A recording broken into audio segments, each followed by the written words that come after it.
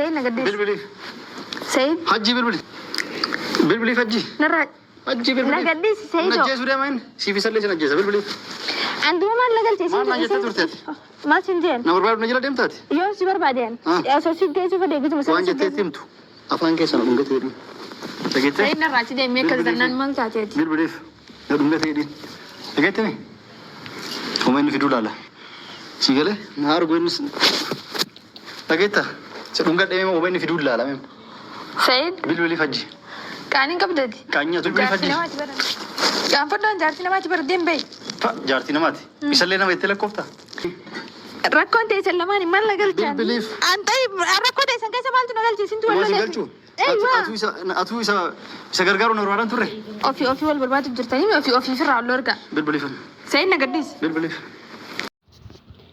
السلام عليكم ورحمة الله وبركاته ود የቻናሌ ቤተሰቦች እንዴት ናችሁ? ሰላም ናችሁ? ባላችሁበት ሰላማችሁ ብዝዝት ይበልልኝ እና ውዶቼ ሰብስክራይብ እያደረጋችሁ አበረታቱኝ እና ደግሞ ለምታበረታቱኝ ጀዛከላሁ ኸይራን አላህ ጀዛችሁን ይክፈላችሁ። ላይክም እያደረጋችሁ በጣም ነው የማመሰግነው ሁላችሁንም። እና ዛሬ ሰኢድና የሐጂ ሚስት አዲሷን ይዤላችሁ መጥቻለሁ ማለት ነው። ሰኢድ ዛሬ የሐጂ ሚስት እቺ አዲስ ያገባት እዛ ቤት ሄዶ ነው እዛ የሚገኘው ማለት ነው። እና ሐጂን ጥሪው ሐጂን ካልጠራሽ እኔ ከዚህ ቤት አልወጣም። አላህን ፈሪቼ ነው እንጂ የፈለገኝ ነገር አንቺ ማድረግ እችላለሁ። እኔ ሊገለኝ ሽጉጥ ይዞ የሚዞረው ምክንያት የለም። ቀጥ በይና አሁን ሰኢድ እዚህ የለም በይና ስለኔ ሳታነሺ ቶሎና በይውና ጥሪው እያላት ነው ማለት ነው። ግን እሷ እምቢ አለች አይሆንም ምናምን አለች። እና ከዚህም በፊት ደግሞ ሽጉጡን የገዛበት ከድሮ ሚስቶች ጫልቶ ከሷ ላይ የሷን ብር ሰርቆ ነው በዛ ሽጉጥ ሰኢድን ለመግደል ፈልጎ በዛ ሽጉጥ የገዛ ማለት ነው። እና አሁን ሰኢድ ግን እያፈላለገው ነው። እሱ ሲጀመር ተደብቆ ነው ያኔ ገለዋለሁ ምናምን ተደብቆ ግን የሆነ ነገር ሊያደርገው ነው። ወላሂ አላህ ይጠብቀህ ሰኢድ፣ አላህ ይጠብቀው። እውነት ከባድ ነው ያኔ እሱ እንደራሱ ተደብቆ እንትን ሊል ፈልጓል። እና አላህ ይጠብቀው ኢንሻአላህ። ይሄ ሐጂ ቢገኝ አሪፍ ነው። እና ሰኢድ ደግሞ ሲጀመር ሰኢድ ሊያገባ ነው አይደል የመን ሄደው ጋይስ። እና ማግባቱ ትቶ እንግዲህ እሱ ሽምግልና ሐጂ መፈለግ ሆነ ማለት ነው ስራው። ግን ሐጂን የያዘው እውነት ለተንኮል እየሄደ ነው ሐጂ። ምን ማለት ነው ገላ? ይሄ ራሱ እኮ ወንጀል ነው። ሽጉጥ ይዞ አንድ ሰው ገላሉ ማለት ምን ማለት ነው? ሰኢድም እኮ ምንም ቢሆን እሱን ሊገዳው ሳይሆን እንዲስተካከል እንዲያውቅ ነበር። ግን እሱ አይገባውም እንጂ ሰውየው አይገባውም።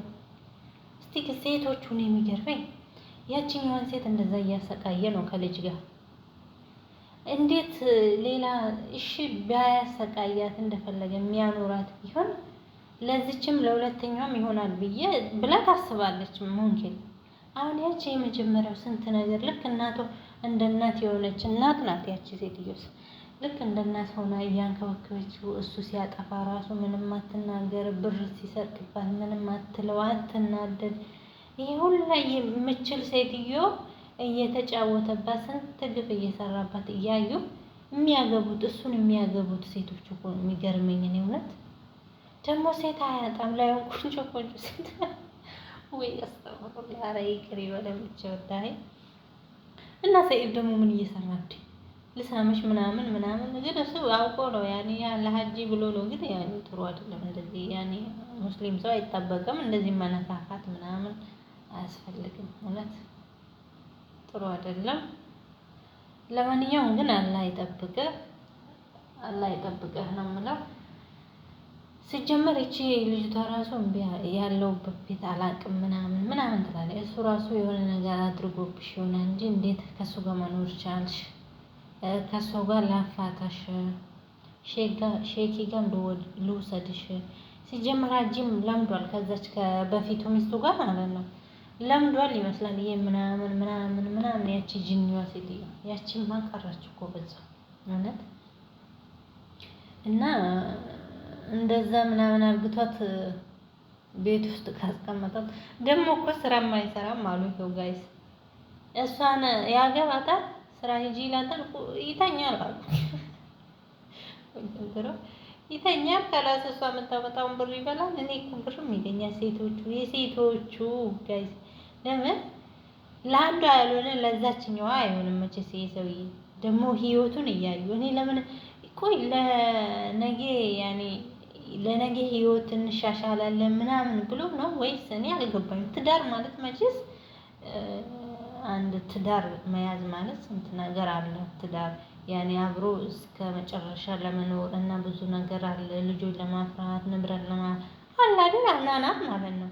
እነኚህ እኔ ምንም ግራ ገባኝ እውነት። የየመኒ ነገር አሁንስ በዛ አስጣል እጅ አለ እውነት። ያችኛዋ ከዛ ያችን አጥፋትን ከዛ እስር ቤት አወጣ አረገዘች። አሁን ያንን ያረገዘችው ራሱ አውጪ ካላወጣሽ እያላት እያሰቃያት እያየው እሱም ማግባት ልቡን ያስታቸውና ለማንኛውም ሰይድ አላህ ይጠብቃል።